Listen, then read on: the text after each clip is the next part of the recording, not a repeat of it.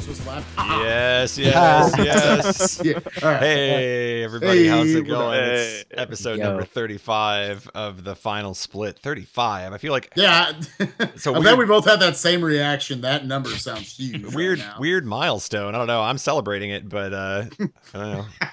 I do like, what is it that decided, like, all right, 25's big, but 27 blows? Yeah, I don't know. 50's It's not a great. perfect square. But, But it is 5 times 7. That's a great number. That's right. Multiples Yeah. of 5. That's how I'm celebrating it. So, joining us as always, we'll go with the green box this time first. We've got Darkman. Welcome back. Hello. How was your week? It's good. I actually picked up and started speedrunning again. What in was the weird. world? I know, right? Nice. We're gonna have Why to would I dismiss s- you from the show. Thank you for Agreed. your weeks of service. That's all right. I'll put it down after today. There you go. Okay, that's a good answer. Good answer. I see. Yeah, you got quite the 35 chant going there, and by quite the chant, I mean I see more than one of them. So we're up to 3. We're working There we there. go. There Twitch you go. delay. also joining us as usual, Spike in the red box. Spike, how was your week? It's good. Yeah. I will get into talking about this more on the show, but went to San Francisco this week, hung out with my boy Vulijin, and I've finally learned how to say your name. I know that was the smart thing. Okay, And more Vujajin, and a bunch of other cool people. Were you San putting Francisco a- was awesome. a twist on the And, name there. Were you trying to be fancy with it? I thought that's what it was. Literally, that was not. We're gonna have to do a segment sometime where I just read off name, or I don't read them. I just like show you the name of a streamer, and then you try to say it. I think keep that in mind. We'll have to do that That is the sometime. meanest segment I've heard. Let's see how illiterate Spike is. Great segment. Oh man. We were going to talk about important subjects this week. Nah, it's No, not on that's this gonna show. happen. Not on this show. Our guest this week is the properly pronounced Vulijin in Yo. the blue box. How was your week? It was pretty good. I went to the same convention. I got to see Spike. That was pretty neat. There were a lot of awesome people there as well. And then I've been pretty busy with some other stuff. Man, speedrunning.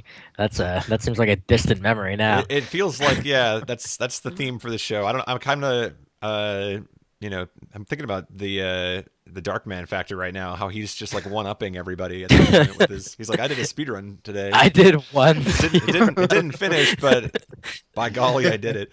All right. On that note, let's dive into today's topics here. Our first one is RPG Limit Break schedule is out, and we've known the games for a while, but this is kind of our first glimpse at I guess the time slots, if that's the way you want to look at it. The actual schedule is released, so we're getting kind of a first peek here at what games are in the prime time slots and all of that. So I guess based on what you've had a chance to look at, what are your thoughts on the schedule, and what are you looking forward to? What would you say about the schedule, I guess? Bullish, I'm going to kick it over to you first. I think you made out like a bandit here. You got 2 games, both in primetime slots. How do you explain that? Let's be real. The reason that happened is because I need to be awake to make sure tech goes smoothly for a bunch of that's probably the biggest reason. Although I think the most I'm going to sleep is I'm looking at the schedule, and between Diablo 3 and the second PC run of the event, we have like 6 hours where I'm probably just going to have to catch like a power nap and then get up and do some stuff. Looking at it, there's a lot of really good runs that could have gone at all the the top time slots, but something we found is we have to really be cognizant of our European viewers, because they're a pretty big segment of like the RPG watching population, and particularly like if you look at the Final Fantasy IV race on the last day, which is like our big thing, that's at 10:40 a.m. local time. But it's on a weekend, so I think people in the United States are gonna be able to watch that, in Canada, obviously, and then also people in Europe are gonna be able to catch that in the evening. And I think it's gonna work really well. Yeah. As for questions of favoritism, I'm just gonna say that Puexel made the schedule, and I had no input whatsoever. There you go. Now, Yeah, things that jump out at me in the schedule is just that last day. It almost feels like you're starting to create RPG Limit Break, whether they want to say it or not, being that third GDQ. Whether it's actually connected to the GDQ staff or not, which it's not, it's its own staff. But you do have this sense of, again, Final Fantasy IV is almost the Super Metroid of this marathon. It's going before the finale. Chrono Trigger is your big closer, almost like your Ocarina of Time slot. You've got a big community supported game on that last day with Mario and Luigi Superstar Saga. That is an absolutely packed final day. On that note, I want to jump in. You mentioned Chrono Trigger as the kind of the finale there. What do you think about Chrono Trigger getting a kind of a repeat finale here? Is that the right call? Do you agree with that? Okay, so you guys think, yeah. Okay, so here is the number one reason. Puexel and Essentia and them have not brought this up, but this is why I totally support that being the last game. Everyone's made a big deal over the years about save, kill the animals. Sure. It almost reached this like internet gigormous meme status. It raised what, $400,000 something dollars. Gigormous. Yeah, no, it was. that's a word as much as keep meme going. is. I'm just going to take a minute to All think right, about we in that. there. All right. And so people, okay, it's something big to bid over until the end of the marathon. Well, I told Mike Uyama back at AGDQ 2014 when we were sitting there and halfway through Chrono Trigger, we said, Waifu Wars, right here. We're going to decide whether Marle or Marley or whatever the fuck her name is, plus versus Luca for who gets to hug Chrono when you bring him back to life 100%. And that raised a stupid amount of money, a gigormous amount of money, you could say. Yeah. Within the course of a few hours. I think you put that at the end. Waifu Wars is save kill the animals on crack as far as I'm concerned. All right, I see it. I Okay, totally agree. Getting by on the waifu ticket. I think that's I mean, it's worked in the past. It's going to work in the future. I guess I'm wondering, do you think, is there another game on the list that you think could have had that slot, or I mean, are you saying like no contest Chrono Trigger? I mean, obviously Chrono Trigger is a well-recognized game, very popular, probably one of the most iconic RPGs of all time. But do you think there's another game on here that maybe would have been a good candidate for that slot? I think it's hard to debate with. Like, you look at all the games across here, and you have a bunch of very popular games, but all of them also have kind of their niche following. More of an underground type thing. Like you could say Earthbound's a really strong choice. I don't know if that necessarily goes in the final slot. Kingdom Hearts 2, we just had a very good response for that, but I don't think that quite reaches the levels of like Chrono Trigger. To me, you were either going to end it with Chrono Trigger or one of the two SNES Final Fantasies. And kind of almost like Super Metroid not finishing HDQ, I don't think they wanted the four-way race to necessarily end the marathon. If I had a second choice, that would have been it. But I think Chrono Trigger overall, you're going to get people in the room, in the stream watching it, because even people that don't care about a lot of RPGs out there have a very general sense of they know Chrono Trigger, they appreciate it in some way. I've talked to people who say it almost comes off more as an action RPG at times. So, yeah, I very much support Chrono Trigger being in that slot. Does anyone else think it could have been another game? I mean, Final Fantasy VI.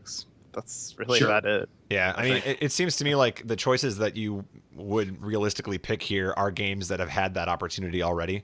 So I think no matter what you pick, you're going to get some of that overlap where it's like, okay, this game has been done as a finale before.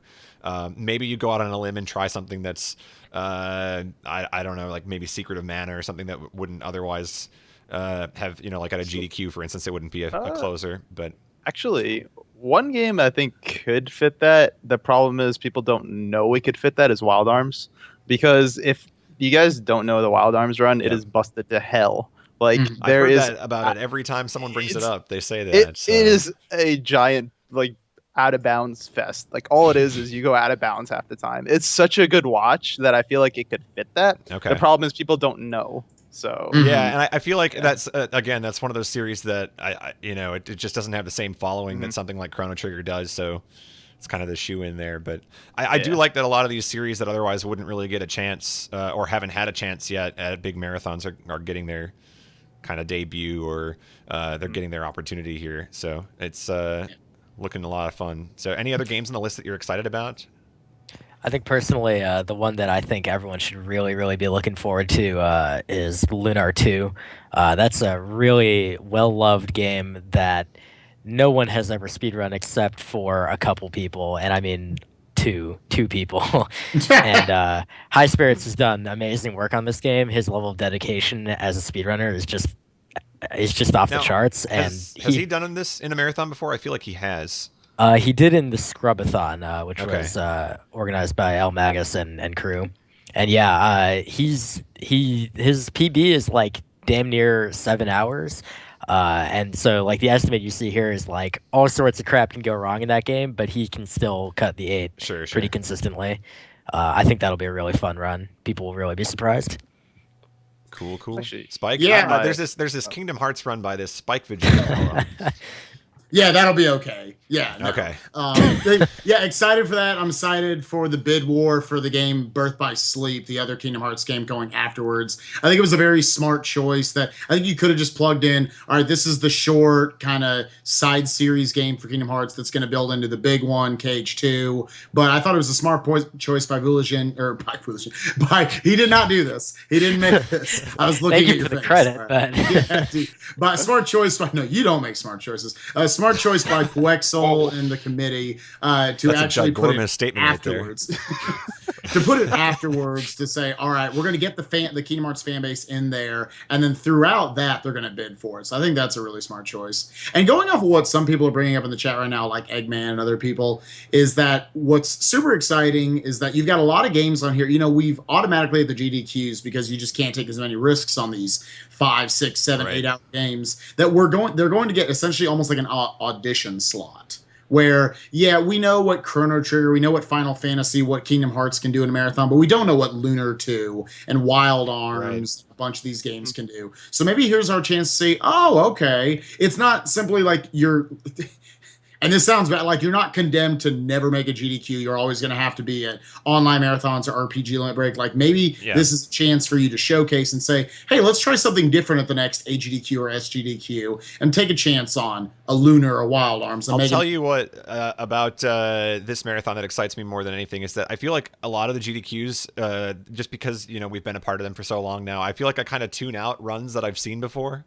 And so there are entire GDQs where it's like I'll watch maybe 5 runs or 10 runs just because I feel like, oh yeah, I've seen that, and I'm so excited about this list of games, looking at it and just knowing that there are a lot of games on here that I'm familiar with, but I haven't ever actually sat down and seen a speedrun of it yet. So it really excites me, kind of like the old GDQs did when I would tune in, just for not specifically for a runner or for a specific run, but just for the concept itself. Right. I'm gonna just have it on, I think, most of the event and just kind of see what's on. So Sure. And Looking I'm a forward to believer that you're not the only one who feels that way about, I've seen all these runs before, I kind of tune out for it. I've seen Super Metroid this many times. I've seen Mario Brothers 3. Oh, but here's something, I haven't seen Tetris the Grandmaster. I haven't seen Lunar 2 possibly. Right. And I'm not saying it's a bad thing if they, Sure. run the same games, but it's just cool that this is so, different, I guess, from the norm. Well, I mean, the nice thing about like an RPG marathon is because of, kind of the fact that GDQ has a limited amount of time and they have the pressure where they can't get just a crap load of 4 and 8 hour games. Yeah, exactly. We have a pretty largely untapped list of games that we can just go down over the years, and like we're going to be kind of chipping away at that for a long time before we really are in territory where, this has already been in Limit Break before. Sure. But I say you had plenty of good material here. You only have 32 games in the marathon, as it says in the document. So you got a lot more to pick from. And as you've brought up before, Rom Scout was looking at Salt Lake City for SGDQ this year. Maybe he needs to pass along a hotel for you guys to move into next year. Ooh. We're trying not to think about that until after the first event There goes you go. well. Sure. All right, we can leave this for a little bit later. I'm sure there's going to be some questions related to it, but we got to get through the rest of the show too. So let's move on for now. Let's look at this clippy clip here, and we've got a couple of tricks here in some pretty big games this week. We've got, first up here, we're looking at I guess it's the Magic Carpet is what we're calling it in Mega Man X. Yeah. What's the deal here? Such a great name. Okay, so I didn't know about this until Vulajan and Rom Scout showed me at AOD. I don't understand. Does anyone really understand the mechanics behind this thing? I know we were trying to do research on this beforehand, and it didn't seem like there was really like a task write-up for it. Vulajan, I know you saw a little something if you want to explain it. Yeah, so basically I found a Reddit post. I'm sure that is 100% Completely accurate. Yeah. But the gist seemed to be basically there's already this trick that they know where if you grab an item with a boomerang at the same time that you spawn an item like just off screen, somehow the item that spawns off screen like ends up being in the boomerang because the game just gets really confused. And so they've done that before with, I know they used that for pickups in a couple places, or at least I know there were pickups they could do in a couple places using that trick. But apparently in Storm Eagle, it just causes a platform to spawn. And then you can, I guess you grab on the side of the platform and the boomerang's trying to move towards you, but you're grabbed on the side of the platform. So you just keep hopping there and it just drags you across the field of play. It's pretty hilarious Now, looking, to be honest. As I understand it, this is gonna. It already has affected 100%, I believe. Yep. Any percent, not so much. Not really. It's like, I think they're thinking maybe 1 second at best, because the problem is in any percent you're going for a hard tank you normally wouldn't. So that's kind of a major time waster. Sure. So yeah, you probably won't make a big impact in any, but it's already made an impact 100%. There's already like you said, a record with it, with the trick in it. So And I'm sure we could write a dissertation on this one trick alone, but that's not the only trick that was found this week. We've also got more shenanigans in Ocarina of Time, if you could believe it. I know, it's a shocker. Everybody take a minute to come back down to earth here, but we've got some storage going on here. It was so well programmed. It was, oh my god, flawless video game. But apparently, and again, I'm not going to be able to give you the most scientific explanation of this, but the general idea here is that something about storing the item as you go into water lets you regain it a second time. I'm not 100% sure that that's the most accurate description you'll hear, but essentially what they're doing is they're able to get a lot of different items earlier than they're supposed to as a result of this. Here, I want to kind of, if I can, just reload where that begins, because I was talking over it, but you didn't really get to see it. You get kind of this bumping action going on here. It's always the Deku Nuts too. What's up with that? But gets the Deku Nut, gets bumped, and heads on over to the nearest pond. And in this particular clip here, you're seeing him actually get, I believe it is the, I'm blanking on the name now. It's the arrows, and I'm totally blanking. I said the name of it before, like a minute ago. Oh my gosh. Wait, what? I think you're thinking of the light arrows. I'm blanking on words. I forget. Light arrows? There we go. That's it. Okay. Light arrows. Oh, yeah. I was like, quick arrow. I'm like, I don't even know what game I'm talking about anymore. Oh, man. I'm having a gigormous brain freeze. That's what's going on. But in any case, oh man, Test runner with a save there. There we go, good save. You can tell that I'm awake today. I'm really focused. Don't worry about it. But that's one of many. So there's actually a whole spreadsheet of this. It's always the Zelda tricks always have spreadsheets. You know, like there's hundreds of different possible outcomes and all of that. I still think they're digging into it to try to figure out some of the specifics here, but immediate application being found in a couple of places. So. Yeah. The biggest application that it's obviously being applied to is any percent. It's looking like we're going to see the sub 18 pretty soon, or maybe not soon. I don't know. Some people are saying this is going to make the category worse, because now instead of it being a bunch of really tough tricks, it's RNG hell, because you need certain drops from a lot of enemies. Maybe that's changed in the last 12 hours, but I know as of last night, it was you needed a rare drop from a certain enemy, and then you needed to get hit. It needs to fall in a certain way. It's going to be really stupid. But maybe also in the category of things that might have changed in the last 12 hours, I know I saw last night people were talking that it crashes on every version except VC and GameCube. And I'm not sure if they're going to be able to find a way around that. I don't know if you guys believe in a thing called karma, but if you're the owner of an IQ right now, how foolish do you look? I don't know. I'm sitting up here on my high horse, like, yeah, I love it. I have no comment on that. This is all planned to bring people back to the N64 eventually. Like, where they're just going to keep finding stuff, and it's going to wind up on the N64. I can guarantee you. So, I don't know how big a believer I am in conspiracy theories, but how the hell is this, like, right when you think, okay, now it's dead. They did it. They killed it. It's in the ground. It's buried. And the fist just shoots back up through the ground. We're not done yet. No. And this gets found all of a sudden. It looks like Cosmo's probably done with it. He's excited as ever. You can see it in his eyes when he's streaming it yesterday. ZFG Runner Guy, all the big names, obviously, but a lot of people are jumping on this. A lot of people are getting excited to see that once again their game just won't die. And how do you feel if you're part of any other speedrunning community other than maybe like Soten, that why can't we find this stuff? Why are we so barren compared to you? There are video games out there that I feel like you need to make an awareness video where it's like, this game has glitches too. You know, if you would just spend 5 minutes of your time searching for a glitch in this game, you might save a speedrun. Well, you know, it's easy to forget when you speedrun a game for as long as people have speedrun OOT. Like, there's always something new to find, even if you think you have gotten literally a frame-perfect run. I mean, just look at Super Mario Bros. 1. They just have kept finding things over the years. I would not be surprised if they found something else new in Super Mario Bros. 1 at some point. You can always find something. Yeah, I mean, that's the continual theme here. You know, for as many years as people have put in these games, they're gonna always find something new, and it's never gonna die. You're gonna try to kill it all you want, but like I said, this game is not done until somebody finds a way to skip the intro cutscene. Then there you go. Yeah.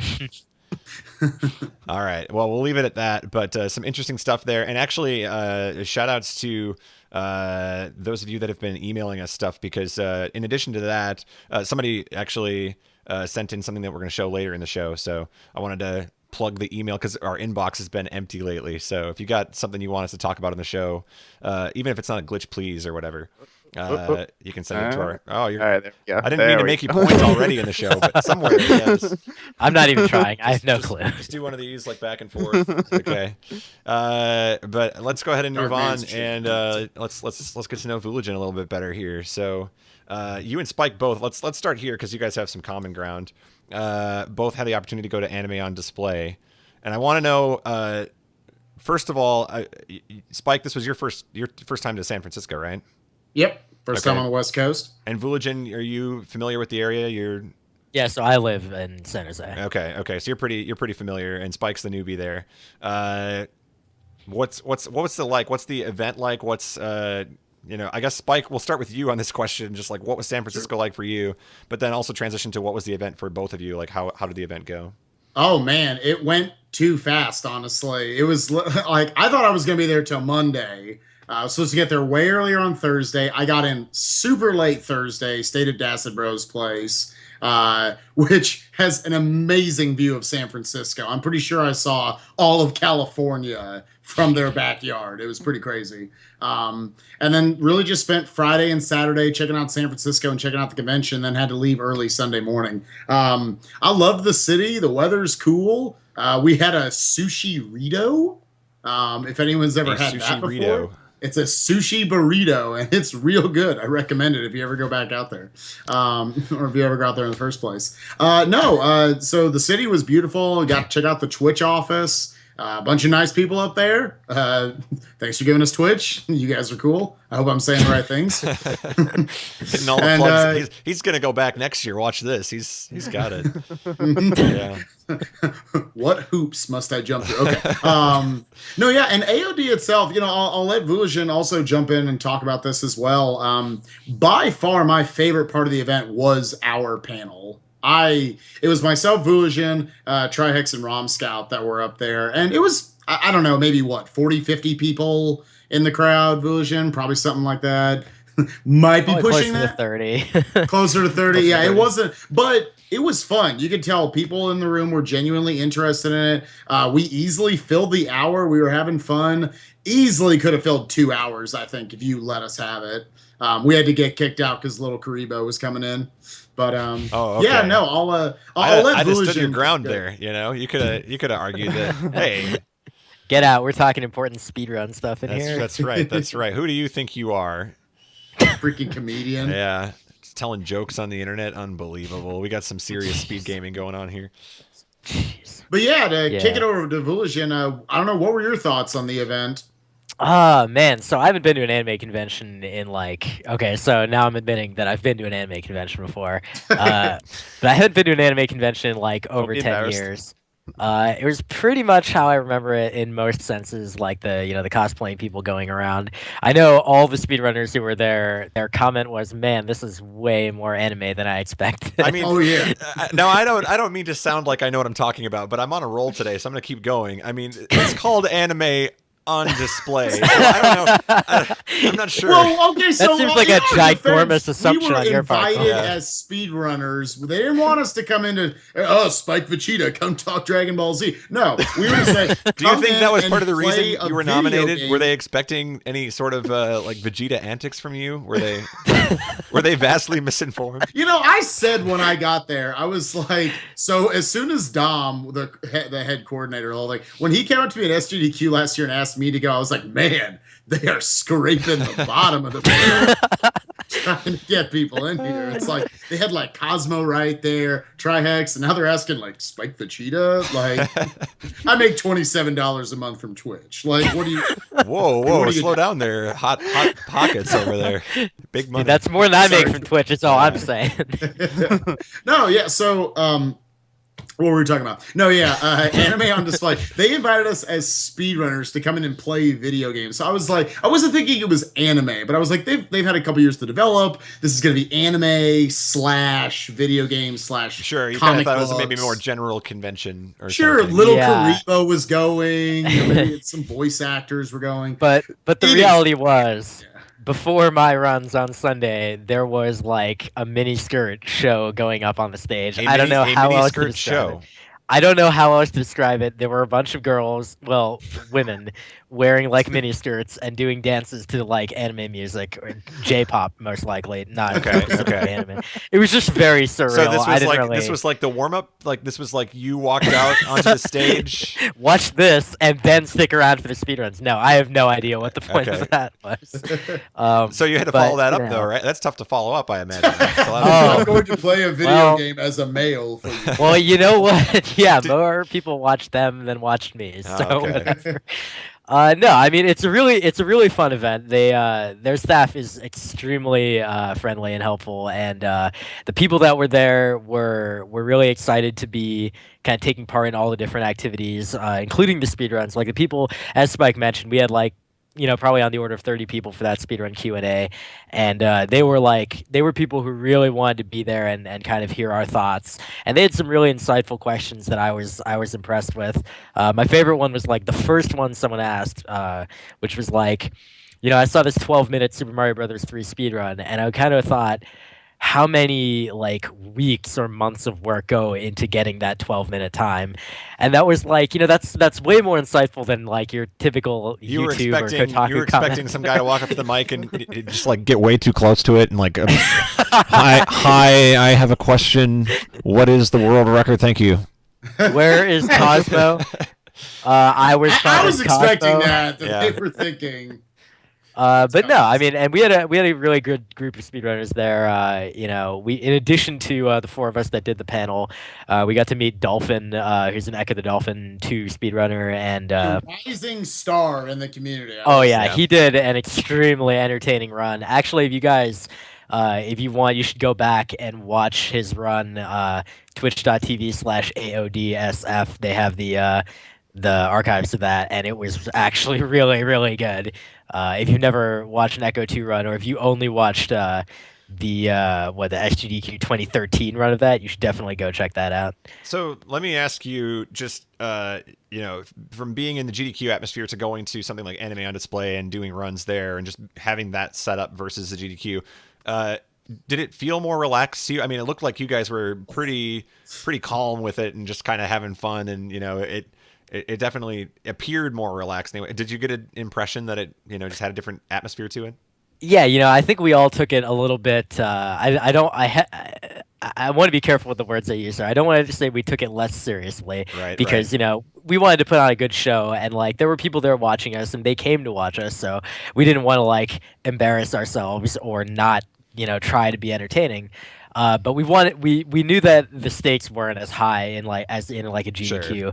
So instead of approaching it as we want to do the best possible speed run and have kind of our commentators do the best possible commentary, instead we kind of wanted to to be entertaining and kind of like, show the part of speedrunning that is why we love this so much and why we want to get into it and do it in the first place.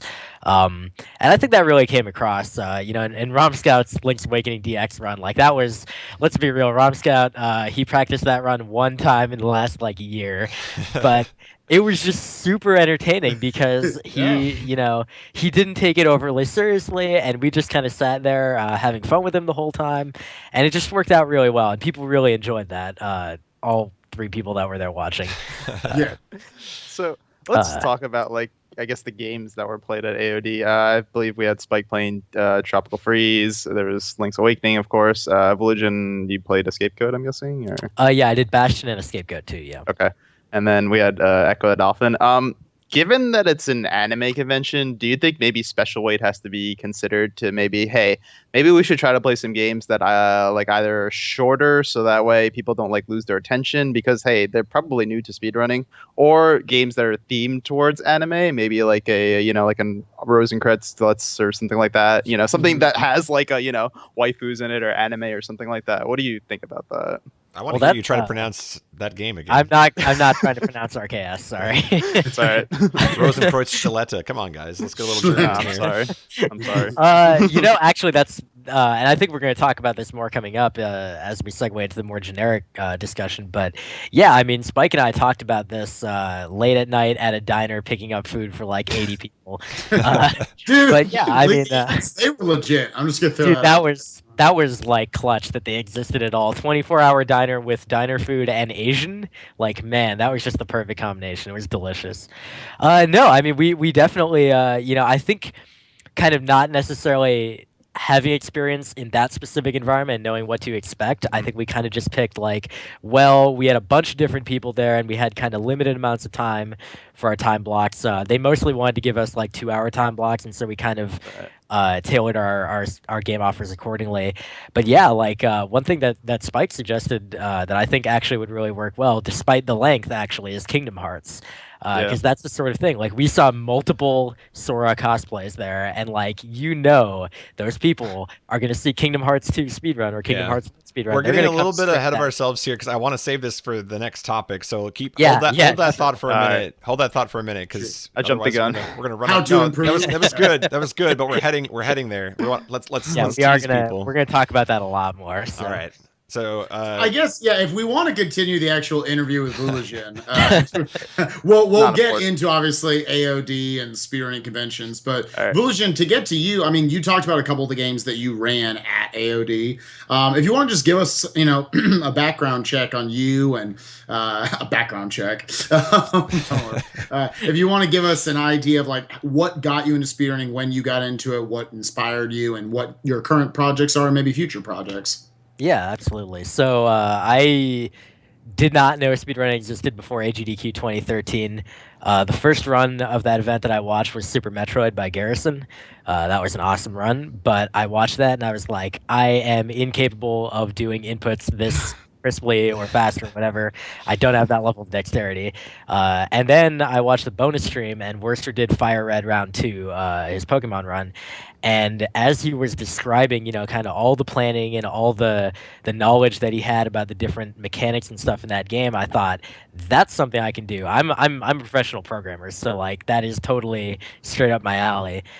So I picked up Pokemon Black. That was my first speed game, and I just started, just putting tons and tons of hours into it. But again, I'm a professional programmer, so I don't have super much time during the week to do 3.5-hour speedrun attempts. Particularly if resets become involved. So then I started picking up shorter games, and I've always really been into kind of indie type games. I hesitate to say indie platformers because I play almost anything that is indie, really. So I picked up Dust and Elysian Tale. That was the first game that I ran in an online marathon. I also picked up Bastion. That was my first GDQ run. Recently, I picked up Fez, which is actually a really, really good game. I know a lot of people, blah, blah, blah, opinions about Phil Fish, but that game is really, really good, and the speedrun's actually, fantastic. It's there's almost no RNG, and the RNG that there is so minimal that it's just really good. My current project, so to speak. Well, I have sort of a secret project. I'm working on a game that is really way outside my comfort zone. It's a jump and shoot type game. It's not a Mega Man, but it's that type of game. And I kind of want to keep it secret until I can like go on stream and do attempts of it. But another thing that I'm working on is we did actually, among the organizers of RPG Limit Break, we did a game exchange where each of us was assigned a person that we would give them one of our speed games and say, okay, you have to achieve such and such time in it. And it it was intended to be like a reasonable time that a person could get on like their first or second run after learning it. So for example, Essentia asked Puexel to run Donkey Kong Country 2, which, Puexel is an RPG speedrunner, so seeing him watch a platformer just... I've enjoyed watching him try to tackle that, yeah. Yeah, that just fills It's been me some with of the joy. best speed streams in a long time, I will say that. Yeah, no, and the fact that the way you get to see, a speedrunner who is known for kind of running RPGs, which are kind of, very cerebral, but he takes that same approach to a game like Donkey Kong Country 2, and you get to see how he applies that in a game where it's a very different, kind of game, and it's just really fun to watch. So he gave me Illusion of Gaia. I hesitate to say that it's that far outside my wheelhouse. It's like an action RPG, but it's definitely something that I haven't really played a whole lot before, and I have to run that in 3.5 hours is my goal, and like the world record's like 2:17, so that should be eminently doable as long as I learn and remember As the long route. as, as long as you put your time into it, yeah. Yeah, No, I like that. exactly. It kind of reminds me of the mystery tournament almost, although it seems less malicious. I don't know. Are people giving out bad games in this exchange, no, or are you getting mostly It good was stuff? definitely not intended to be malicious. We wanted it to be a thing where we could share, our love of our speed games. So, and in fact, Puetzel he was close to giving me Final Fantasy IX because I had told him, like, I know what you run. You are welcome to give me any game from your thing. I will totally run it. And he said, there are more Final Fantasy IX runners. I want to see someone Relation of Gaia. So I was like, all right, cool, that's fine. I asked Brosench to run Bastion because I know that's a really, really top game. I have a couple other like indie games that I run that I could have given, but they're just not quite as good as Bastion. That's really the best game that I run, honestly. All right. I'm trying to think if you guys have any other quick questions here. Otherwise, we can go back to talking about Anime on Display since it's kind of a logical transition anyway. Now that I took you out of it for like 2 minutes, let's bring you back there. All right, so let's go ahead and do that. And guys in the chat, just to remind you to come up with some questions for Vulijin by the end of the show too. Keep the discussion going here. But now that, like I said, now that we distracted you long enough that you forgot about it, let's try to bring you back into the topic here. I guess the question that I want to ask here, now that you guys have had a chance to take part in Anime on Display's kind of take on the whole speedrunning thing, what feedback would you have for conventions like that would invite speedrunners to attend? What went well at the event? What did you like? What would you improve, or what would you change or recommend for other conventions? What if there's another convention out there that's considering something like this after watching Anime on Display do it? We talked about it a lot at that diner that night with Vulijin and I. I'll let Vulijin, first of all, I guess, finish his thought that he had before we jumped off of it earlier. You were talking about something or other. Yeah, no, it was in the context of how we talked about, like, having something like a Kingdom Hearts there. And yeah, I mean, what the Dark Man said is very, very accurate. Like, you want to kind of... it's a very different atmosphere because they're trying to tailor more towards a live performance. Sure. There are people watching on the stream on Twitch, but that's not kind of what you really want to do. You don't want to just be in a corner, right? That's not exactly. You don't want to be in a corner of a convention space streaming on the internet with no one like watching there, because that's pointless. Right. So yeah, Kingdom Hearts would be a good thought. And RKS, yeah, absolutely would be a good idea. Toho games, maybe. I mean, we have to have runners that can do these things, and it is like a local event. So what's BJW's excuse for not being there? I don't think he what I has wanna know. one. Yeah.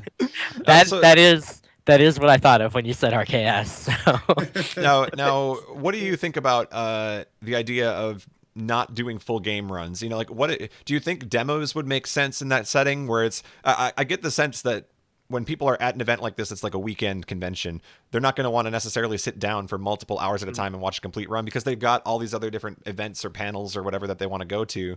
Do you think it makes sense to do something like Spike suggested, where he would show off, boss fights in Kingdom Hearts, not necessarily the whole game, but just kind of sample a speed run, for instance? You're so outside, because a lot of, I think, speedrunners' mentality, especially when you're organizing a marathon, is we do full game runs. And you can even see it in the people who tune in to watch the speed runs, that they kind of expect, oh, I don't want you to stop and showcase something to me real quick. I want you to just go, go, go. I'm going to be asking, what's world record time? I'm the average stream monster. I want to know, what's world record time? Are you on pace for it? And if you're not, I'm going to get some pizza. No. No. You're dealing with a completely different crowd here that doesn't care what your time is. On the projector screen we had, it didn't even show a time. It was just a game feed. So I think at a convention like that, where for at least a long time from now, I think you're still going to be fighting an uphill battle where the average person there is not going to know what a speedrun is and not really exposed to this culture, this world of speedrunning.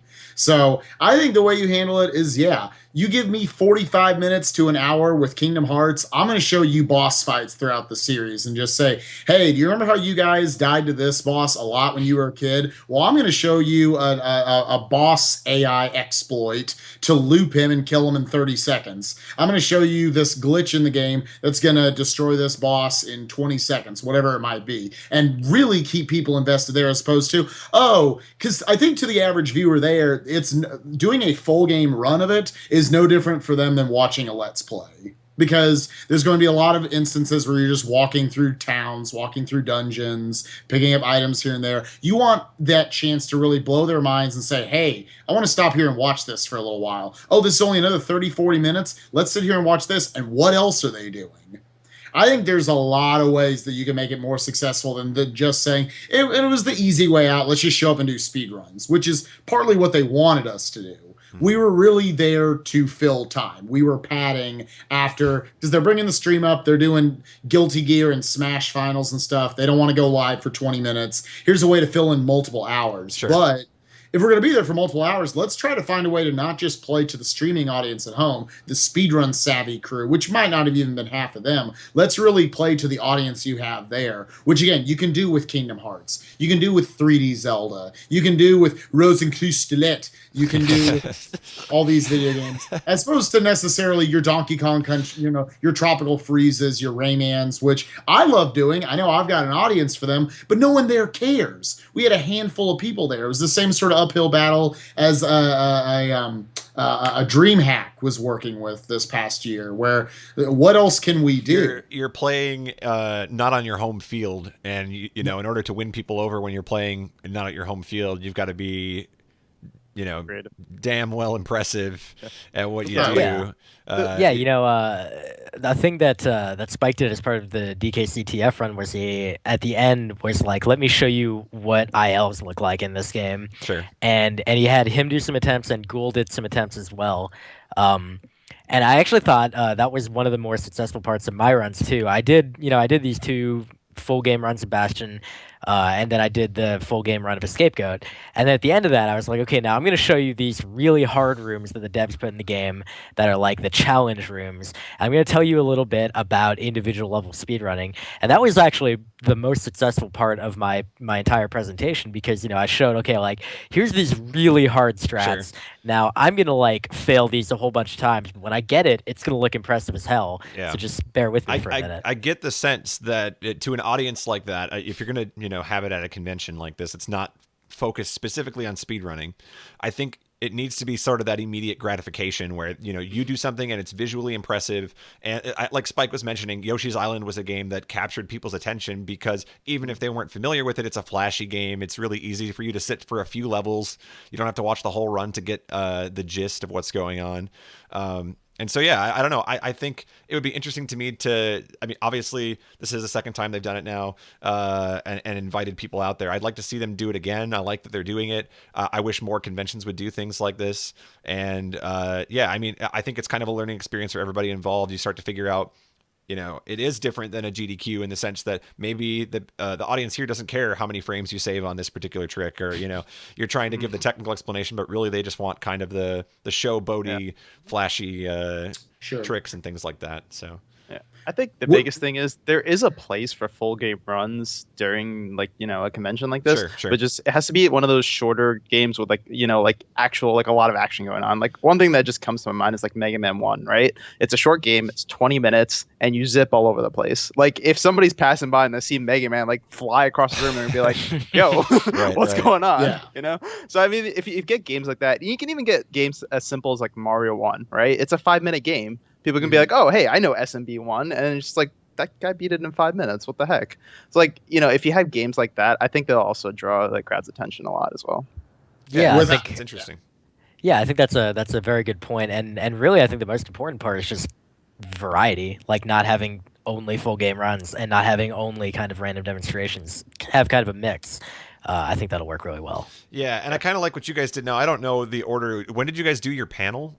Because that was separate, right? That was Saturday night. Yeah, it was right before my Rayman run. Yeah. Okay, because I like this idea of the panel kind of introducing the event afterwards, so that if people show up to the panel, maybe they don't have a clue what speedrunning is or they barely know about it, you kind of introduce it to them, warm them up to it a little bit, and then say, oh, hey, by the way, if this sounds cool to you tonight, we're also doing, this showcase of it or whatever. So I kind of like that kind of sequence where you pull people in, and maybe that brings in some more live viewers there too. But I don't know, it's an interesting concept. Spike, now I've got a question for Vulijin, because I know you were there with me.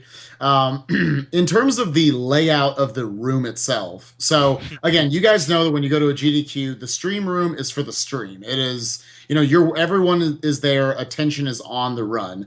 Here, imagine more like you're at a mall. In like the arcade of a mall, right? Where like we're over here, and while we're on the big projector streams, we got League of Legends going on behind us. We got fighting tournaments going on all across the back wall. We got a Smash tournament going on over to our right that's going hype and crazy and everything as we're trying to explain our stuff. And you're trying to play games that are older than most of the people there, right? Yes, literally playing a game that is older than 90% of the kids there.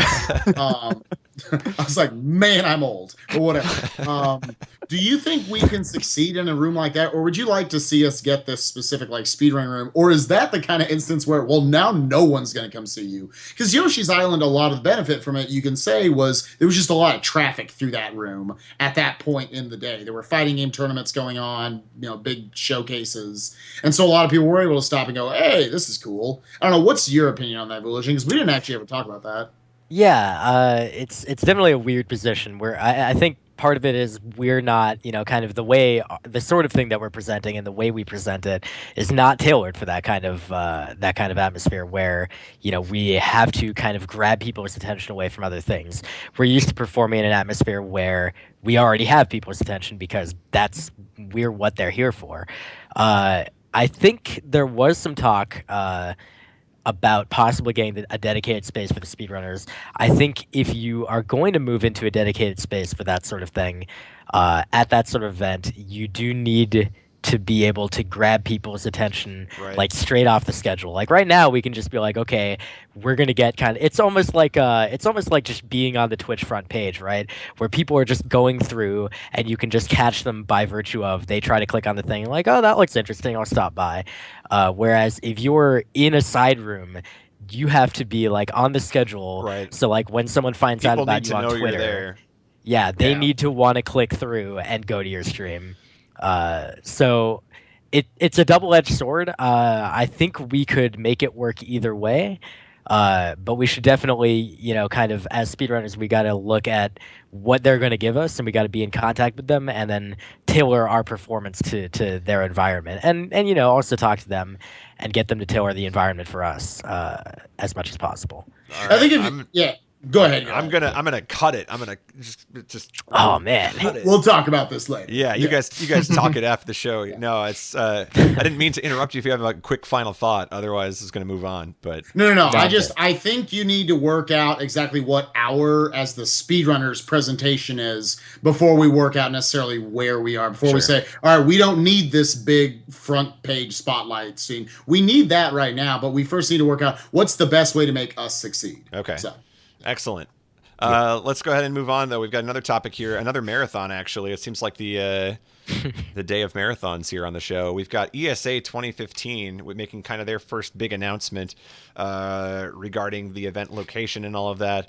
I don't believe that game submission is open yet, but it's soon. I want to say it's sometime next week.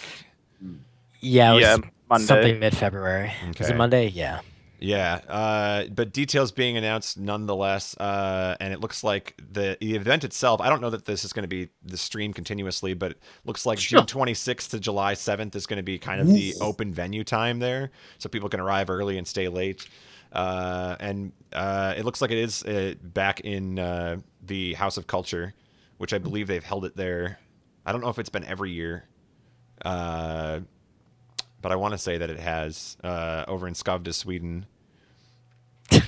So That is definitely not how that's pronounced. I have no I idea butchered how that. that's pronounced. That's a ginormous mispronunciation. We need Alco in here to help All us right, out all right. with Somebody, give me the lesson here. Which one of you is going to step up and pronounce it correctly? I think I've heard Alco pronounce it Hovde, Hovde? which yes. How do you get out of sk? I don't know, man. That's not Look, even I'm fair. not Swedish, okay? I'm That's what taking the my dots are honest for. to Come God on. attempt at the word on the screen, and you guys are going to give me a different letter. That's just unbelievable. Ugh. All right. All right. Oh, Anyway, as details start to come out here, what are your thoughts here? ESA 2015 looks like it is going to be late June, early July, so slipping in before the Evos, before the SGDQs of the world get their chance. Any thoughts at all on ESA so far? Are we too far out for details here? No, I'm loving the fact that it's a full month before we get to SGDQ. I never liked it when it and SGDQ were way too close to one another. I feel like you get too much overlap and too much. Honestly, when I'm done with a week of speedrunning, I am burnt out on speedruns. I don't want to look at a speedrun for, I don't know, a day. I don't know. I'm probably. I can't look at a speedrun until I wake up the next morning. Wake up the next morning. My cup of Joe. Okay. No, yeah, I like the transparency they got here. I like that they're pointing out everybody. They're very inviting to anybody having questions about the event. Kind of like the GDQ staff. They're pointing out who's in charge of what, so you have that transparency there. And it's cool just to see after, all the issues that they were dealing with not long ago, that they're already organized, they're coming together, and they're getting people excited for this. It'll be excited to see, or I'll be excited to see the games topic going up pretty soon.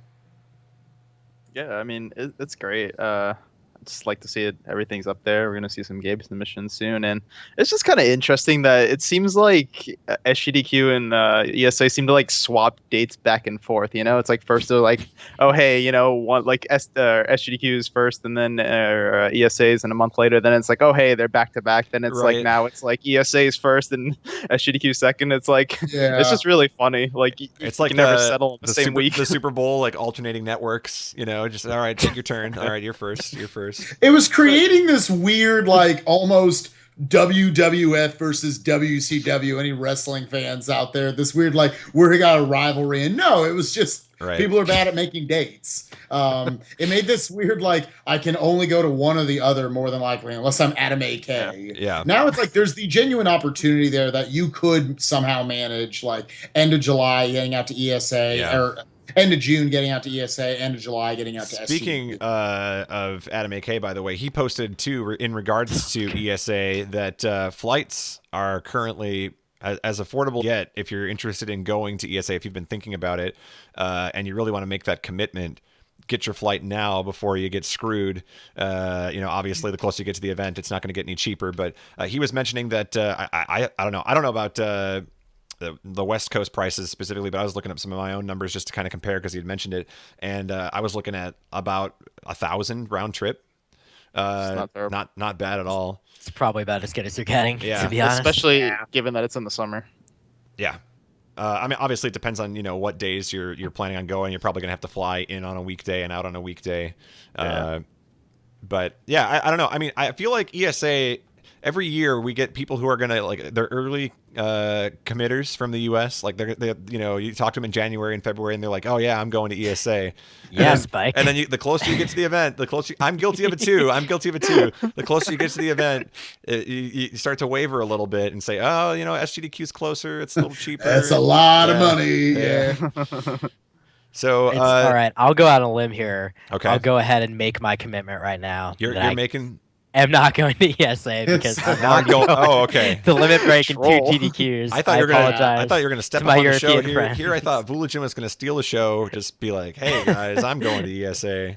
I have a can't lot of stop good me. friends in Europe too that I've made through speedrunning, but man, it's just there's so much Like, stuff. Oof. The way I look at it is it's such a commitment because I feel like I have to go there for like at least 2 weeks because I'm traveling halfway across the world. I can't Sure. go there for a week and just like go 100%. back. So it's like I have to get 2 weeks off of work on top of the fact that I already take off for HGDQ, probably taking off for SGDQ. So it's like, where do I get the time off for this? Otherwise, I'd Yeah. go. Sure. Do you I get the think sense ESA that when people travel internationally to HDQ, for instance, that I feel like they stay much longer than the event itself. Like it feels like the people who are there days and days after the event for bonus stream, or you know, the ones that are first to arrive are the ones that are traveling from, you know, Europe or Australia or Yeah, no, ESA is our opportunity to enjoy the same, you know, kind of defeated feelings that Europeans experience with AGDQ. Like what I would do is God. I would go like for the first half it would be like, you know, the marathon, and after that I just like sightsee and like just Go Right. see Sweden, of course. Well, I'm curious to see, you know, if we'll get some of those commitments the next couple of days here from people who are you know, on the fence about going as the details start to pop out here. I know that they are looking to get those game submissions in pretty soon here. They've already got the rules posted regarding that. So if you're thinking about offering games, you can make sure that you conform to their submission policy. And also worthy of note, I didn't realize this. I actually don't know if this is the case, but is speedrun.com the only spot that they posted this announcement? Did they post it on SDA as well? They posted on SDA, but Okay. I think they intend to use speedrun.com as the main because I know they want to do a fancy game submission thing that like they don't really have a facility to do that on SDA, and they also want to have a ton of discussion, and there's just not room for that. I just thought it was fascinating that was another use for speedrun.com there. You know, kind of being the hub for ESA. It's interesting. Hey, maybe this will get more people over on speedrun.com. I don't think that's a bad idea. Good cross promotion. Actually, I do want to bring up one thing about ESA that I know will get some discussion going here. So I read the game submission kind of information that they posted, and one thing that jumped out at me was there's actually a €5, I think, deposit required if you have a game that gets through the final to the final round of cuts. Really? I think is how that works. I'm curious what your guys' thoughts on that are. So let me just clarify here. So my run makes it into the marathon, and then I have to pay, like, put a down payment, like, yes, I'm gonna be there. Right, and then that gets discounted from your eventual total fee, so that you, I mean, overall you pay. So the total. if I flake and be like, oh, I'm not going to ESA, I'm not getting my euros back. That was not clear from the description. Ooh, okay. I mean, I'm assuming when you say this, that's kind of the picture I have in my head is like, okay, then you know, I have to imagine that's what it is. Yeah. Okay. Like I'm sure if there's like some actual dire emergency, I'm sure they'd refund the money, but otherwise it seems like they intend to keep it. Just I as a think way it's a good way to fight against the idiots like the Spike Vachitas out there. Who just like, yeah, sure, I'll go. Why not? I'm totally gonna come run DKCTF. Now, They what build a happens? schedule around you, and then you're losing. Well, and it's not a lot of money. They're not making you throw down like a huge down payment on this. Now, what happens when you commit to doing a run, right? You put your money down, and then they turn around and cut you. You know, like what happens that final split decision? You know, Spike Vegeta, Kingdom Hearts didn't make the cut after all. You know, we decided to go with kid reading Goodnight Moon for 4 hours. What a better watch. Dude. Yeah, it's a marathon read. I don't know. You know, are they gonna get their money back? Like, I'm assuming. Well, the only way you're not getting it would back. think- it says that only if you get into the final round. So I'm guessing only if your game is actually If you're going to be in the actually marathon. on the schedule and your name is written in blood. Yeah. Okay. It's all the. That'd be kinda if you silly. submit, you have to donate $5. Okay. We're not giving it back to you. There you go. Interesting. That's a weird take on a new take on it. So Yeah, I don't want to pass like judgment on it. I know when Crystals for Life feedback happened, one of the things that that Poxnor wanted to do was to have a deposit, and there was pretty strong feedback against that. And then the only other example I can give is just that GDQs don't do that, but that's not to say that they necessarily made that choice at any particular point. So I'm not entirely sure where they kind of decided that they needed to do this, but that was kind of an interesting eye opener for me personally. I'll tell you how I could see a compromise where it might be more sensible or more agreeable is if, let's say you pay for your badge in advance, right? Everybody does that anyway. But let's say that the runners have like a discounted badge that they pay for to reserve their spot in the marathon too. So I put down, my for SGDQ like my $25 or whatever, and the badge price is normally $50. But I put down my $25. I show up, I do my run, and then that is my badge price. I could see it working something like that, where okay, the runner gets something in return for fulfilling the promise. There's Keeping their end of the bargain. Yeah. There's an incentive for that. Might be a different way to go about it. I don't know if it necessarily fills, because I would think their concept of it is probably similar to what Poxnor's was for Crystals for Life, where it was you almost want to punish a runner for just saying they're going to go and then pulling out at the last second. Yeah. Because it's not, for some people they're like, whatever, we'll fill in the schedule how we have to. But for a lot of people, it's, hey, we built the schedule around you going. Right. So yeah, I don't know if I'm necessarily against the way that they're doing it, but I think Golden's idea might be a I just less hostile way to do it. I don't know that my idea is the perfect way to do it, but I feel like if you're going to expect something from the runners, then give something in return when reward them for fulfilling their end of the bargain too. But I don't know, it's an interesting thing. I guess we'll have to see, what comes of it, if there's any complaints or if people find that it works out pretty well. I will just, I guess I'll echo the one thing that's going through chat from Goose, which is just that they did apparently, according to what they posted and according to Goose, they did discuss this at the end of ESA last year, because they did have a lot of drops and they had like a vote or something, and people kind of agreed at the event that they wanted to do that. So I guess, if they agree to it, then, kind of it seems like it makes sense. All right. Sure. We'll go ahead and move on from that note, and I'm sure we'll have a lot more to talk about as ESA approaches. But for now, let's go ahead and take a look at the record of the week. And there's been some ongoing competition in this game the last few weeks. We've mentioned it quite a few times. But it's down now to the point where it's short enough that I can show you the whole thing and talk over it. So it's down that low? God. We are below 2 minutes, ladies and gentlemen. This is Dots Are Cool doing the SMW Credits Warp run in 1 minute 52 seconds, 52 and a half to be more precise. But this is, I think the thing that fascinates me the most about this is that it's the only Credits Warp type run I can think of in a long time that has had persistent competition. And it's not just a solo person doing it, I got the sense when people were first doing this, Seth Bling's run shows up. I got the sense that it wasn't going to catch on and it was going to be, maybe Seth Bling was going to be the only one doing it. But then to see, the Carl Sagans of the world popping up out of nowhere to say, hey, I play this game too. And Dots Are Cool stepping up and cutting 2 minutes now. And, they're continuing to improve the setups on a daily basis for this run. I think that's the most fascinating part of it is just that there is so much interest regarding this Credits Warp. And a lot of people. Go ahead, William. Go ahead, Spike. You guys are so courteous. Why don't you both go at the same time? Dark Man, you go. Tie goes to Dark Man. It's really cool that it's down to such a low time. Who would have thought 2 weeks ago it would have been down this quickly, this fast? I mean, it's awesome. It's like you said, Golden. It's nice to see that there's actual competition, and never seen a credits thing like this before, where there's actually been competition. So the last thing I can think of is, and I don't even know that this compares, but when people were doing Ganon List, for instance, when that was kind of the big OOT route, it's the only thing I can think of where it's similar enough that okay, lots of people are going for it. There it is, right there. That's the all right. final. You did it. Good game. Final draw Good there. run. We did it, everybody. We talked over the entire thing. But no, I think it's really cool, and I'm curious to see how much lower it goes, if it goes any lower. And I think it's worth noting too that aside from the 152, dots are cool PB'd in this game multiple times, improving it to eventually hit that 152. So it's tough enough to even get this to go once.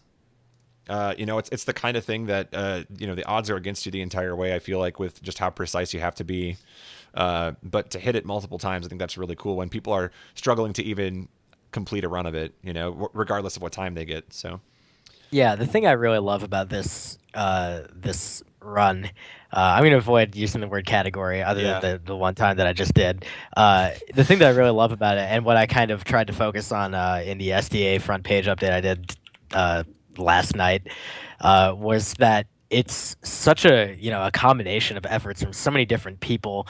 Obviously the original arbitrary code execution coming from like taskers like Master June and Nathan is bored, but then people, Jeff W proved it out on emulator, Seth Bling proved it on console.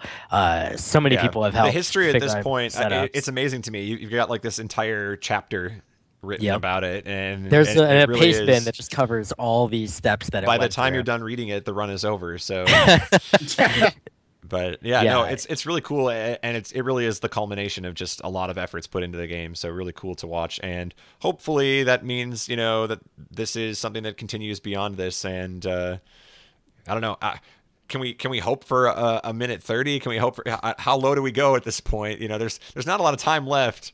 I mean, basically, the theoretical limit is Master June's task time, right? If you match the 47 seconds or whatever, congratulations, you're literally a task. That's right. That's right. All right. Well, we'll keep an eye on it. I'm sure we might be mentioning it in the coming weeks if it's still improved beyond this. But lots of fun to watch. So congratulations to everybody getting involved in that and reviving a game that just never seems to run out of categories and things to do anyway. So cool. Now let's look at a game and a runner who could use some revitalization. It's time for Glitch Please.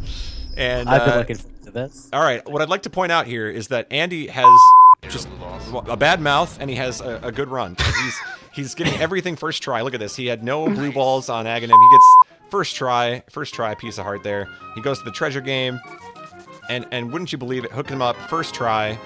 Oh my God. And okay, now this is just so perfect. The luck is unbelievable. Oh my God, dude. What could possibly go wrong in this run? I've ever had. What could possibly go wrong? Oh no. Don't know. Nothing Oh, good. no. All right, now I don't know if we had enough time to explain that. Let's explain what actually happened. Yeah. Okay, All right, Darkman, you let's- got this one. Let's go ahead and I'm gonna rewind it just a little bit here. All right, And rewind the tape. all right, let's take a look at this Oh my again here. God, dude. This is right after he gets all the Ever had. good luck here. What's going on in the Ice Palace here? All right. So he's supposed to move the block down. He does not. He did something stupid. He got mad. So you would think, okay, well, he can probably fix that, right? He can. I cannot All he's believe got to that do just is go out of the happened. room, come back in. There's a problem with that. He got mad. He threw his controller. His controller hit his SNES. It reset. There you go. I like now the best part of all of this. The best part of all of this is that I glitch pleased and didn't change the thing on the PowerPoint, so it's still last week's explanation. So this is a group effort. It's a group effort. We got Castle of Illusion HD going on again. It came back this week. So we're having a great episode here. Oh man, Great. I tell you Nailed what. it. I tell you what. The most fun I have on the show is when everything goes wrong. That's Oh, yeah. that's the best part. Yeah, there's Oh, already a man. Reddit thread that I screwed up. Can you believe Golden is still the host of the show and he can't get the PowerPoint right? But all right, so in any case, Andy contributing that glitch, please. So thank you again. Yeah, getting mad, unfortunately, or fortunately for our sake, but probably never going to see luck like that again. And A long time. I imagine that's the first time. See, he's ever- now, when we first It watched is. this and didn't have context, we just assumed, okay, he screwed up and he, rage reset. But hearing that the controller caused it, and then like there's the immediate, as soon as he lets go of the controller, I know he's thinking like, oh no, why did I do that? And oh, it's so good. There's a Easter egg if you actually find the YouTube video of that. There's something that happens after that. Oh yeah, It's yeah. really good. Oh yeah. I highly recommend you go searching for it. and view the whole thing. We censored it to keep it clean on yeah, our show. You know, we've got a little, not a lot of class, but a little class. So we censored a little bit. But, We had to sorry, make but the that video whole final video- spit friendly. yeah, that's that whole right. video just cracks me up. It's so perfect. Oh, it's it's vintage wonderful. Andy. Yeah. So thanks. I really thought when we first looked at, I thought he had to like leave the. Yeah, I thought he had to like mirror out of the dungeon or something. Yeah. That block was that devastating. No, he literally had to walk out of the room and walk back in, and he was in there. All right, so what are the odds now that when I hit this next button and we go to the Q&A with the chat, it's going to say like, do you have questions for the LCC and Tonic? That's what I'm waiting to find out here. 100%. Before I do that, I just want to point out again that our inbox is severely lacking. So your homework as a viewer of the show is to find or have a mistake happen to you that is hilarious, and then submit it to our email, thefinalsplit@gmail.com, because it might be featured on this here program. So again, Darkman with that There we go. pointer There we go. finger seductically pointing Sort towards of. our inbox. There. All right, close enough. Yes, I did it. Hey, I know we picked the right Nice. side. I picked the wrong way. 3 out of 4. 3 Gold. out of 75%. All right, let's try this here. Let's see what happens as we go to the boss rush here. Q&A with the chat. Get your questions in right now for Vooligen. And while that's happening, do you guys have any plans this weekend you want to mention? Ooh, what are we doing this weekend? It's not quite San Francisco. No. What's, I think what Nothing. Arkansas is going to be like. Did you guys? Okay, this is completely off topic, but did you watch the Saved by the Bell reunion? Did you get a chance to watch this? God. Oh, I heard about that. Oh, today. it's so What is good. this? My childhood. Dude, I'm so excited. It's gotta so watch that. fantastic. And I You need just to watch can't it. hide it. Yeah. Is Screech like? He's- Is Screech like in He is jail? or not something? back. He is not. Yeah, you know, you gotta imagine that he's not in a place right now where he'd be a part of the reunion. But they got most of the cast back. I was surprised they brought the principal back. He was back there. Kelly man. was How there. old is he by Zach now? was He's got to there. be in his like 60s, 70s by now. 80s maybe. Yeah. Yeah, and they did such a good job of just hitting like the basic references, like the scripting itself. You know, who cares? It was whatever. Like the whole point was they brought the cast back together, really, and I don't know. It was. And fun. they did like an episode or what did they do? I mean, it was like a 5-minute skit on the Tonight Show. oh, So, okay. You know, they Jimmy Fallon was involved. So yeah, it probably wasn't. they wrote Jimmy Fallon into the show for an episode. So All right. I don't know. It's worth checking out. If you liked Saved by the Bell, you'll appreciate. If you didn't or you haven't even heard of the show, you probably won't appreciate it. But Oh no, that was some childhood right there. No, questions that- here. Yeah, we got some questions here that actually pertain to speedrunning before we get kicked off Okay. of SRL. Oh, no. High Spirits wants to know if you will commentate for him at RPG Limit Break. So High Spirits' run is at what is the number on the schedule? I know what like It's like if you one- send Is it midnight? no. If you say it in 12-hour time, yeah, that's how you'd say it. But I prefer saying 0:25 because that makes it sound earlier, and that's how early it is. I need to sleep because the Final Fantasy IV race is that morning. I'm gonna have to find High Spirits another commentator, which sucks because I really wanted to be on his couch. Now Oh. UA's going, right? Like how many tech people are going to be there with you? Okay, so UA is gonna go, but UA, both at his request and kind of at our like insistence, like he's not gonna do tech work for us because he already does tech work for 2 marathons. That's enough. He's good. he can relax. You're giving him we'll the, take care giving of the it. benefit of the doubt there. Yeah, I don't. I mean, he probably won't. He'll probably be like, "Oh, I'll help." and He'll find a whatever, way. but- By Yeah. day 2 or 3, he sneaks on. Yeah. Yeah, but you're Um, the guy that does tech work for 3, so.